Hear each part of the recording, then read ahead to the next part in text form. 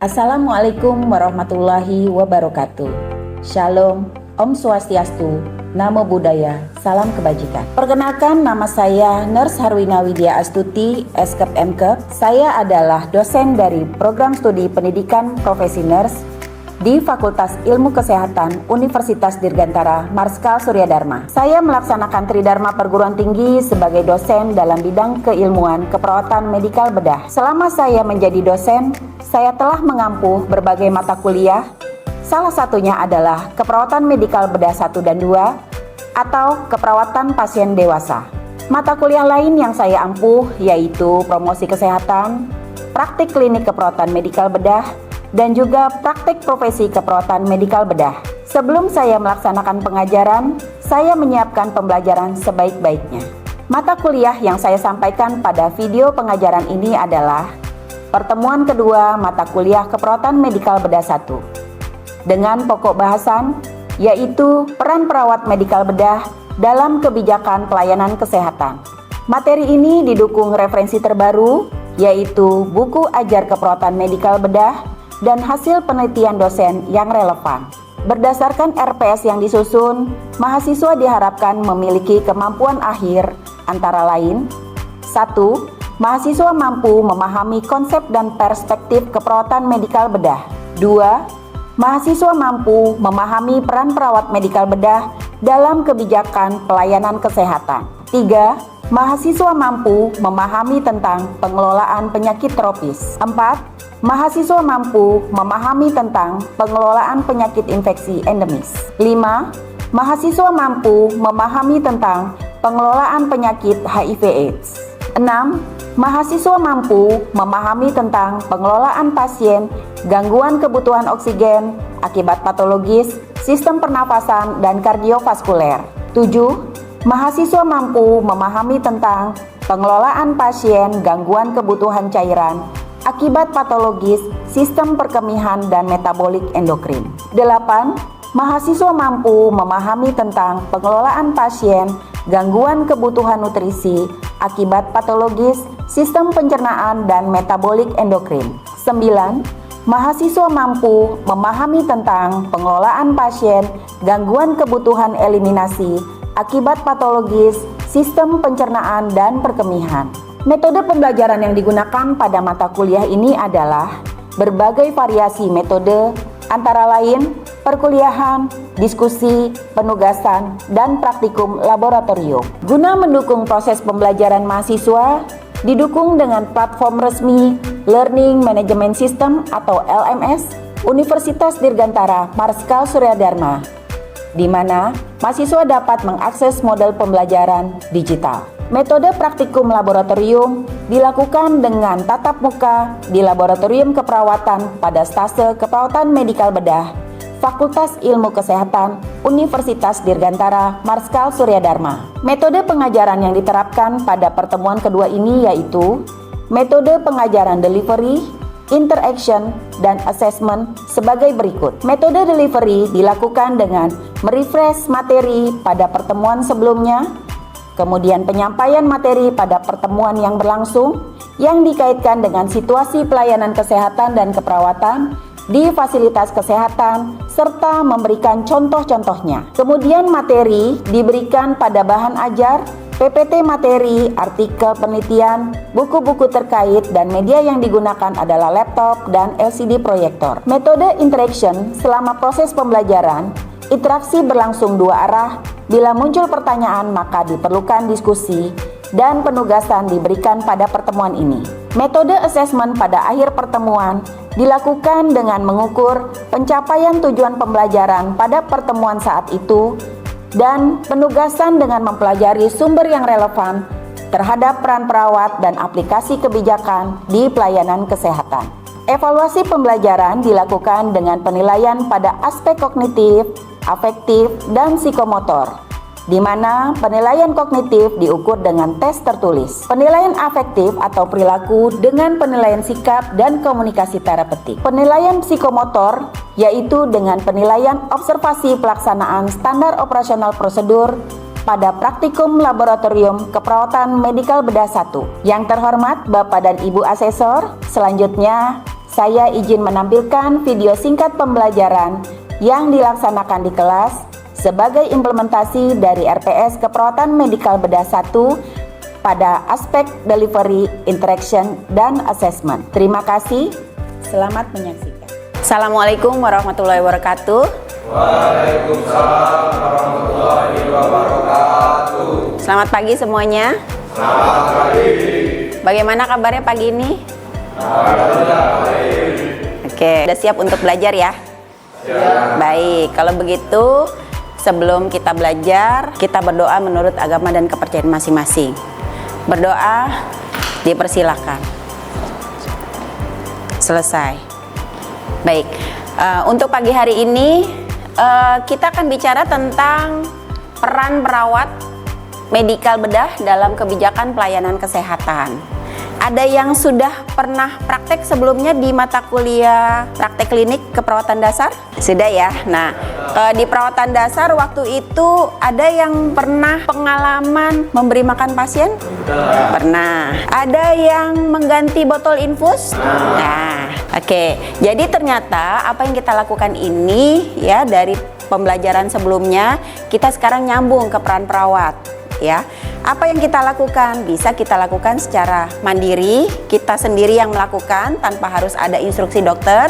Ada juga yang harus kita ngecek dulu instruksi dokter, berapa tetes per menit untuk infus yang diberikan kepada pasien.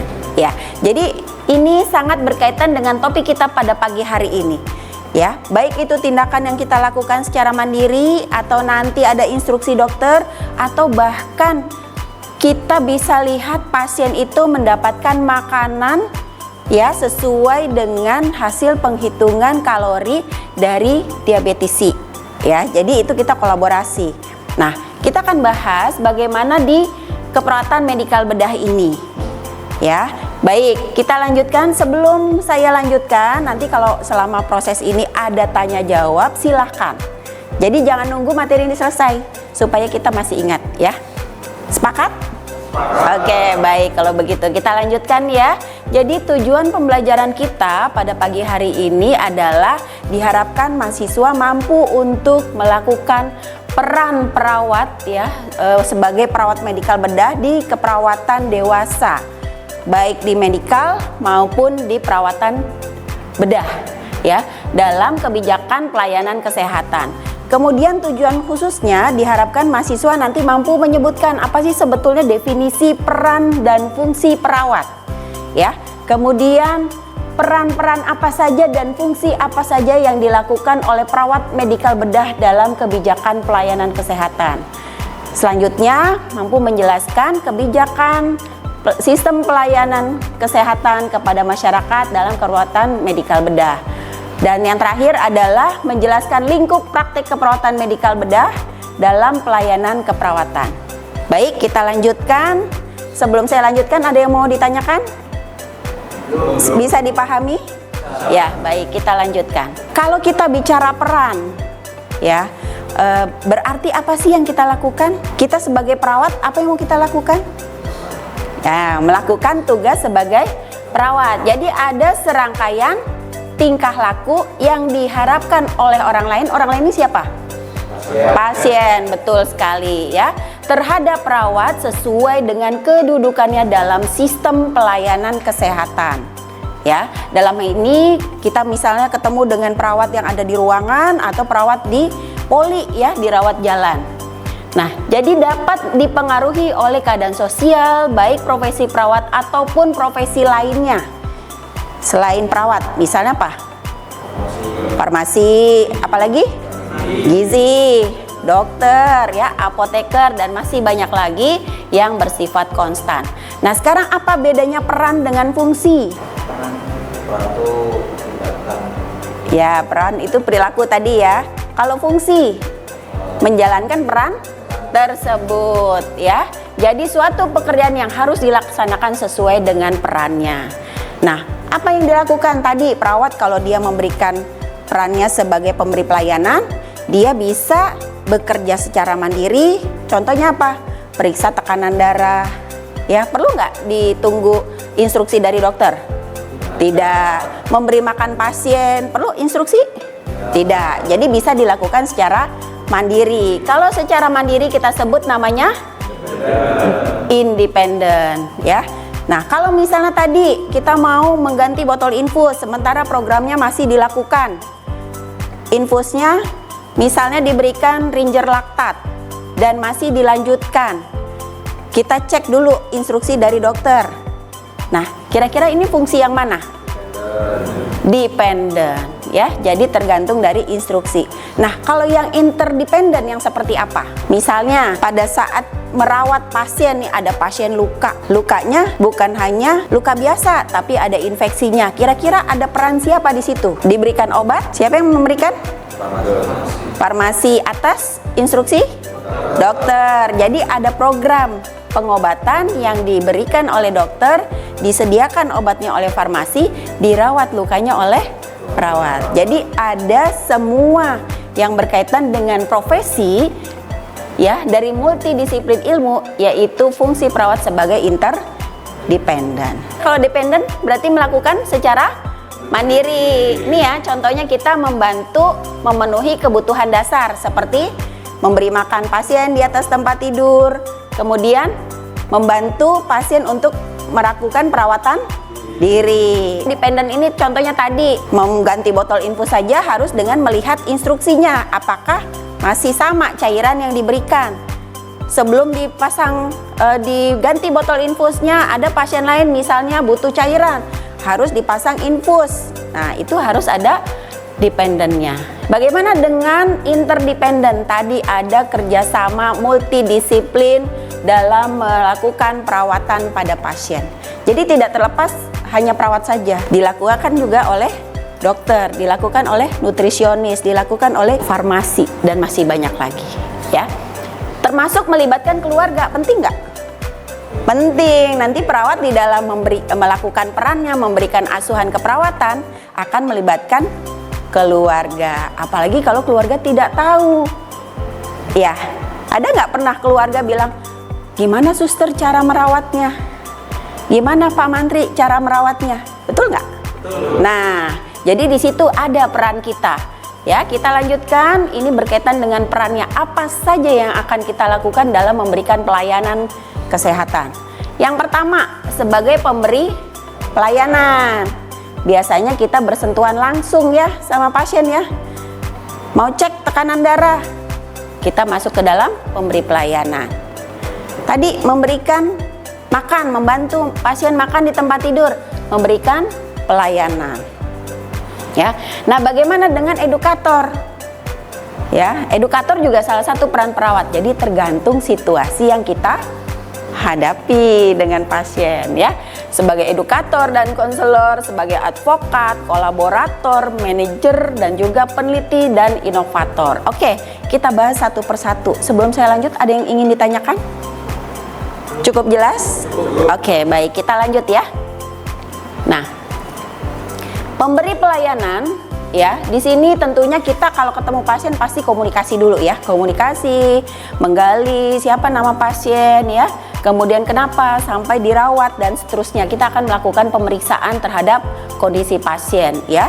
Kemudian misalnya tadi sempat diperiksa ambil darah, kemudian kita lihat hasil pemeriksaan. Ini merupakan rangkaian dalam asuhan keperawatan. Termasuk kita menegakkan diagnosa keperawatan. Lalu memberikan tindakan sesuai dengan rencana. Ya, rencananya apa? Tadi masalah misalnya demam pasiennya. Maka kita akan melakukan kompres, memberikan cairan yang cukup. Nah, semua itu adalah bagian dari pelayanan kesehatan yang diberikan oleh perawat. Ya, jadi peran perawatnya memberikan pelayanan. Tindakan yang dilakukan sesuai dengan standar operasional prosedur. Selanjutnya masih banyak lagi yang kita lakukan. Misalnya melakukan pemeriksaan rekam jantung. Nah, itu juga bagian dari pelayanan yang kita berikan pada saat kita bersentuhan dengan pasien. Ya, dan masih banyak lagi, termasuk kita merujuk pasien. Pasiennya butuh bantuan yang lebih expert, yang lebih banyak terkait dengan kebutuhan alat ya yang mendukung, sehingga perlu dirujuk. Ya, peran berikutnya sebagai edukator tadi. Ya. Sebagai edukator pasti ada kita mengkaji tingkat pengetahuan pasien. Kalau pasiennya belum paham, bisa nggak didampingi oleh keluarga? Bisa. Nah, keluarga itu juga harus kita libatkan di dalam perawatan pasien. Ya. Nah, sehingga peran kita selain mengkaji kebutuhan belajar, yaitu memberikan informasi kesehatan yang dibutuhkan oleh pasien dan keluarga. Jadi keluarga dilibatkan. Akan lebih efektif. Kenapa? Kalau pasiennya lupa, keluarga bisa membantu dan mengingatkan serta mendukung untuk perawatan di rumah. Ya, sehingga perawat harus merancang sesuai kebutuhan pasien. Yang mana yang tidak tahu, yang mana yang perlu digali lebih dalam terkait dengan pengetahuan sehingga bisa terlibat dalam perawatan. Selanjutnya adalah advokat. Jadi perawat juga membantu untuk melindungi hak-hak pasien. Misalnya, sudah mau diberikan obat, jamnya sebentar lagi harus diberikan, jangan sampai terlewat. Ya, sehingga harus diingatkan dan pasien pun diberitahu. Supaya apa? Supaya jamnya sesuai dengan pemberian obat. Jangan sampai terlambat, ya. Kemudian sebagai kolaborator, ya. Kolaborator ini tadi kita ketemu pasien pakai komunikasi terapeutik. Kalau kita bicara kolaborator berarti kita bicara dengan teknik komunikasi S-bar. Apa saja S-bar? S-nya situation, B-nya background. Kemudian A-nya assessment, R-nya recommendation. Jadi apa yang harus direkomendasikan pada pasien yang kita laporkan dengan latar belakang kondisi pasien, ya. Jadi ini sangat penting untuk memberikan informasi yang lengkap. Kolaborator ini bukan hanya untuk perawat sendiri. Jadi kita bekerja sama dengan profesi lain. Bisa nggak bisa dikatakan sebagai multidisiplin ilmu? Bisa, ya. Jadi kolaborator peran kita, tetapi fungsi kita itu adalah interdependen. Sebagai manajer, perawat itu di ruangan, kalau dirawat inap tidak hanya satu ya, lebih dari satu gitu ya. Apalagi dibagi setiap shift. Ada pagi, ada siang, ada malam, ya. Nah, pembagian tugas perawat itu harus dilakukan oleh perawat manajer, harus mengatur jadwal dinas. Ada nggak yang dinasnya sampai tidak kebagian libur? Tidak. Ada nggak yang kebagiannya pagi semua? Tidak. Pasti ada yang dinas pagi, ada yang kebagian dinas sore, ada yang dinas malam, dan juga ada waktu libur. Nah, ini adalah tugas perawat sebagai manajer dalam menyusun jadwal praktek dinas perawat. Ya. Kemudian mengelola. Misalnya di bangsal itu pasiennya ada 10, bagaimana cara mengelola pasien? Ya, dari mulai menerima pasien baru, kemudian melakukan perawatan, siapa yang menjadi kepala timnya dalam katimnya tersebut, kemudian siapa menjadi perawat pelaksana, itu akan diatur. Jadi peran perawat bukan hanya memberikan pelayanan, tapi juga mengatur timnya, ya, supaya tidak carut marut. Jadi semua harus bekerja dengan sistematis, ya. Oke. Kalau kita merawat pasien, terkadang ketemu dengan hal-hal yang menarik. Kenapa? Bagaimana perawatan itu bisa efektif? Supaya efektif, dengan kasus yang kita temukan, bagaimana cara perawatan yang efektif ini bisa dilakukan dengan penelitian. Yang kita sebut, kita menemukan gejala atau fenomena. Wah, misalnya pasien ini kalau demam, ya, kira-kira berapa lama harus dikompres? Kompresnya menggunakan air apa? Air dingin atau air hangat atau air biasa? Untuk membuktikan itu, bahwa perawatan kita supaya suhunya tadi turun, suhu tubuh pasien yang tadinya demam, maka kita lakukan penelitian. Nah, ini kita perawat sebagai peneliti. Ternyata dibandingkan antara air dingin, air biasa dengan air hangat lebih efektif turun misalnya 1,2 derajat Celcius. Maka pada pasien demam kita akan menggunakan teknik kompres, yaitu menggunakan kompres hangat. Jadi ternyata ada peran perawat sebagai peneliti. Kira-kira kalau hal seperti itu yang baru ditemukan oleh perawat, kita sebagai orang yang menemukan sesuatu yang baru sebagai inovasi. Boleh nggak kita informasikan kepada teman perawat lainnya? Boleh. Maka itu perlu dipublikasi supaya perawat-perawat tahu dan keluarga kalau tahu nanti bisa kita jadikan untuk edukasi. Peran perawat lagi sebagai edukator. Jadi peran perawat jadi peneliti, bisa jadi edukator, bisa nanti pemberian pelayanan. Ya, jadi tergantung situasi yang kita hadapi. Rasa untuk pertemuan hari ini sudah berada di penghujung. Ada yang ingin didiskusikan lagi? Atau sudah cukup jelas? Baik, kalau sudah cukup jelas ya, kita sudah sama-sama pelajari untuk pertemuan kita pada pagi hari ini. Tentunya setelah pertemuan ini nanti kita akan ketemu lagi, kita akan lihat bagaimana di masalah sistem peran perawat pada setiap asuhan keperawatan. Nanti pertemuan dengan saya akan masuk lagi di pertemuan selanjutnya dengan topik asuhan keperawatan pada gangguan sistem pencernaan dan metabolik. Ya, nanti di situ akan ada bagaimana memberikan asuhan keperawatan pada gastroenteritis, pada tipoid, kemudian pada diabetes mellitus. Ya. Baik, untuk pertemuan kita pada pagi hari ini sudah sesuai dengan waktu yang kita sepakati ya. Sebelum saya akhiri, tentunya mari sama-sama kita melakukan doa penutup. Kita berdoa menurut agama dan kepercayaan masing-masing. Berdoa dipersilakan. Selesai. Baik, saya ucapkan terima kasih atas perhatiannya dan kerjasamanya. Nanti mohon dibaca kembali ya materinya dari buku Keperawatan Medikal Bedah, dan bisa di searching ya, banyak sekali jurnal-jurnal yang ada di internet ya, terutama di website-website yang banyak untuk kesehatan seperti di PubMed ya, kemudian di Google Scholar juga banyak. Silakan nanti dibaca sesuai dengan topik kita pertemuan selanjutnya. Saya akhiri pertemuan kita pagi hari ini, lebih kurangnya mohon maaf. Selamat pagi, wabillahi taufiq walhidayah. Wassalamualaikum warahmatullahi wabarakatuh. Waalaikumsalam warahmatullahi wabarakatuh. Demikian deskripsi dan video singkat pembelajaran pada mata kuliah Keperawatan Medikal Bedah 1. Harapannya video ini dapat memberikan gambaran pendekatan proses pembelajaran yang saya lakukan. Saya haturkan terima kasih kepada tim penilai dan panitia sertifikasi dosen tahun 2026. Tak lupa saya ucapkan terima kasih kepada seluruh sivitas akademika Universitas Dirgantara Marsekal Surya Dharma. Wassalamualaikum warahmatullahi wabarakatuh.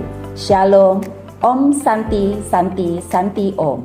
Namo Buddhaya, salam kebajikan.